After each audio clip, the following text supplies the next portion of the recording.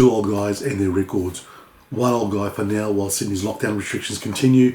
Mike and I have decided to continue with some fun segments about our love and passion for our records. Don't forget to like us on our Facebook page, subscribe to our channel, keep those comments coming through because we love hearing from you, as well as sharing the love for this cult of records that we want to develop here on Two Old Guys and Their Records.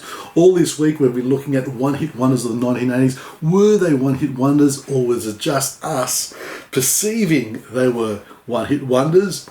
Well, some classics this week, and we are finishing off the week with a ginormous track, okay?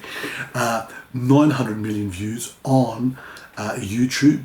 We are returning to Scandinavia, but this time to Sweden, and this band was enormous in the 80s, ginormous. And before we had bands like Opeth, Catatonia, Dark Tranquillity, Meshuggah, we had It's the final countdown. Europe and the Final Countdown. What an iconic song of the 1980s that became part of our lives. It became a soundtrack to so many events, whether they were sporting events. I'm sure lots of teams went out onto the field with this song playing over the megaphones. How many weddings had this song over, their entry into the reception? So yes, this became a soundtrack to our lives, the Final Countdown.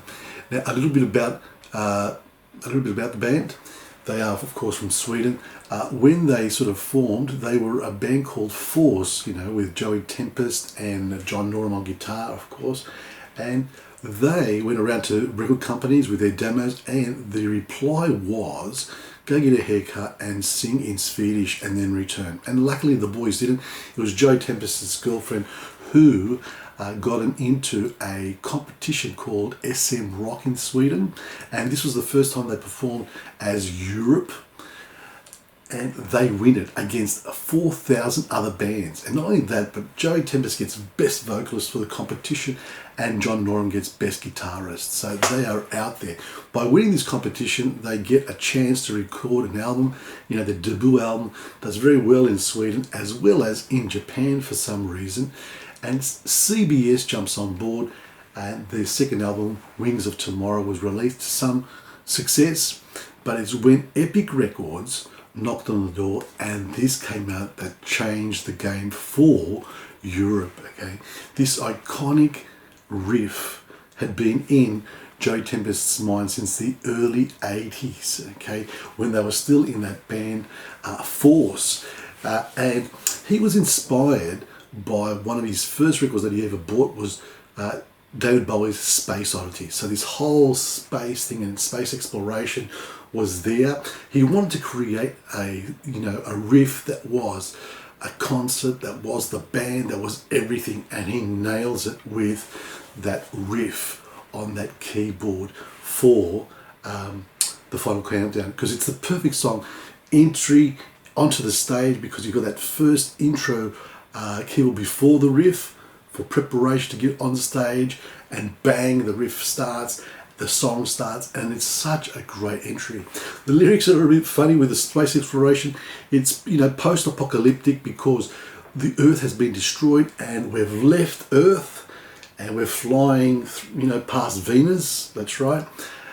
So yes, it is a bit bleak, but there also is hope that yes, we're going to find a better place out there. So there is a bit of a message there also.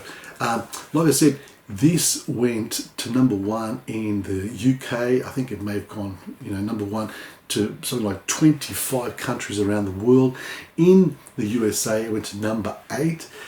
They were on the rotation of MTV all the time because they were very MTV friendly. They had the long hair, that keyboard emphasis was, in the song. So they got played over and over again. They had another single off the album, The Final Countdown, called Rock the Night. And ironically, the most successful Europe song is actually the ballad off the album called Carey, that went to number 3 on the American charts. But no one remembers Carey. Everyone remembers this song, The Final Countdown. Now, after Final Countdown, they released an album called Out of This World. The single of that, Superstitious, got to number 33, I think. The album did okay also.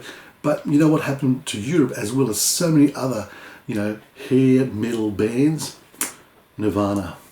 Okay, grunge really dense, dense the emphasis, that they change the whole soundscape of rock at the time, and there's a major shift, and I think Europe's one of the casualties. So they have the hiatus, they returned for a Millennium concert at the turn of the century, and in 2003 they reformed officially, and they've done 6 albums since then. And they even toured Australia with Mr. Big a few years ago. So they're around. Europe is around. Now, tell us, is this a one-hit wonder? With 900 million views on YouTube, can you surpass it with another song? Is it a reality to do that? Did you buy Europe? Did you like Europe? Did you love this? Did you have your wedding song as the Final Countdown? Tell us all about it. Now, next week we're doing a fun segment with favorite debut singles, okay? The first singles of bands that we bought and followed their careers. That will be very, very interesting, very, very hard. But for now, we're on the Final Countdown. 10, 9, 8, 7, 6, 5, 4, 3, 2, 1.